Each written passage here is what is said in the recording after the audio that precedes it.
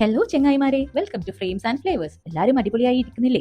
ഇന്ന് നമ്മൾ ഉണ്ടാക്കാൻ പോകുന്നത് വളരെ ടേസ്റ്റി ആൻഡ് ഈസി ആയിട്ടുള്ള ഒരു നാടൻ തട്ടുകട സ്റ്റൈൽ ബീഫ് റോസ്റ്റ് റെസിപ്പിയാണ്.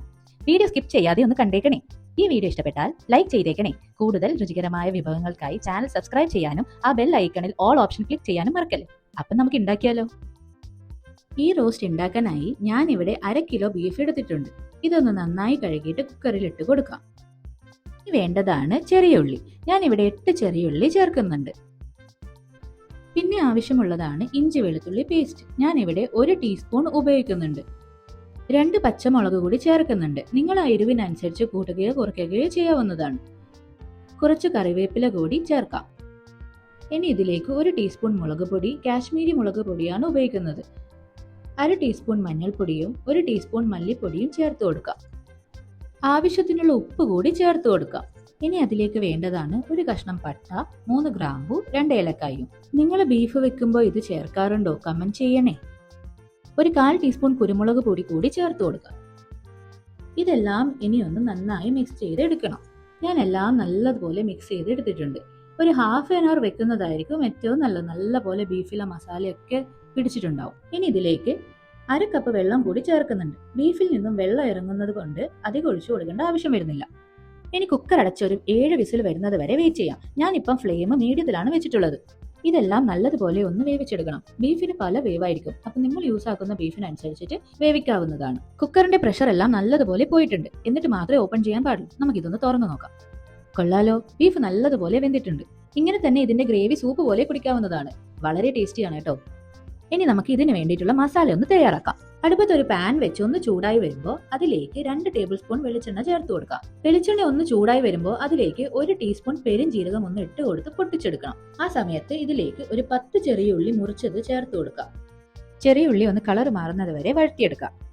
ചെറിയ ഉള്ളിന്റെ കളർ ഒന്ന് മാറി വരുന്ന സമയത്ത് അതിലേക്ക് 1/2 ടീസ്പൂൺ ഇഞ്ചി വെളുത്തുള്ളി ചതച്ചത് ചേർത്ത് കൊടുക്കണം. നമ്മൾ ചേർത്ത ഇഞ്ചി വെളുത്തുള്ളി പേസ്റ്റിന്റെ പച്ചമണം മാറുന്നവരെ ഒന്ന് വഴറ്റി കൊടുത്താൽ മതി. ഞാനിപ്പോൾ ഫ്ലെയിം മീഡിയത്തിലാണ് വെച്ചിട്ടുള്ളത്.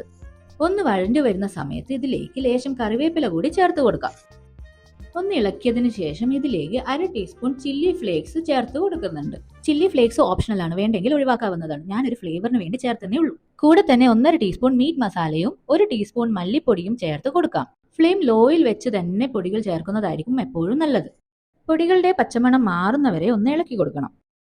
ഇപ്പം നമ്മളെ മസാലയൊക്കെ നല്ലതുപോലെ ആയിട്ടുണ്ട്. ഇനി ഇതിലേക്ക് വേവിച്ച് വെച്ച ബീഫ് ചേർത്ത് കൊടുക്കാം.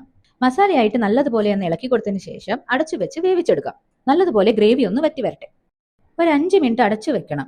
ഇടയ്ക്കിടയ്ക്ക് തുറന്ന് ഇളക്കി കൊടുക്കാൻ മറക്കരുത്.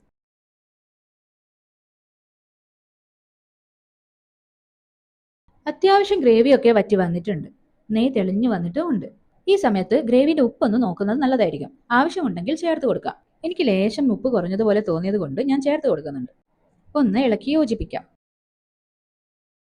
ഗ്രേവിയൊക്കെ അത്യാവശ്യം വറ്റി വരുന്ന ഈ സമയത്ത് ഇതിലേക്ക് 1/4 ടീസ്പൂൺ ഗരം മസാല ഇട്ട് കൊടുക്കാം. ഒന്ന് നന്നായി മിക്സ് ചെയ്തെടുക്കാം. ഇനി ഇതൊന്ന് നന്നായി വരട്ടിയെടുക്കാം. ഒരു സെമി ഗ്രേവി ആയിട്ടാണ് നിങ്ങൾക്ക് വേണ്ടതെങ്കിൽ അങ്ങനെയോ യൂസ് ചെയ്യാവുന്നതാണ്. അങ്ങനെയാണെങ്കിൽ ഈ സമയത്ത് ഫ്ലെയിം ഓഫ് ചെയ്ത് അല്പം കറിവേപ്പില കൂടി ചേർത്ത് ക്ലോസ് ചെയ്യാവുന്നതാണ്. ഇതുപോലെ തന്നെ കഴിക്കാനും നല്ല രുചിയാണ് കേട്ടോ. ഞാനിപ്പോൾ റോസ്റ്റ് പോലെ ആക്കുന്നുണ്ട്. മതി, ഇത്രയും മതിയാവും. ഈ സമയത്ത് നമുക്ക് ഒരു നുള്ള് ക്രഷ്ഡ് പെപ്പർ കൂടി ചേർത്ത് ഒന്ന് മിക്സ് ആക്കി എടുക്കാം. അതിനൊരു പ്രത്യേക ഫ്ലേവർ ആണ് കേട്ടോ.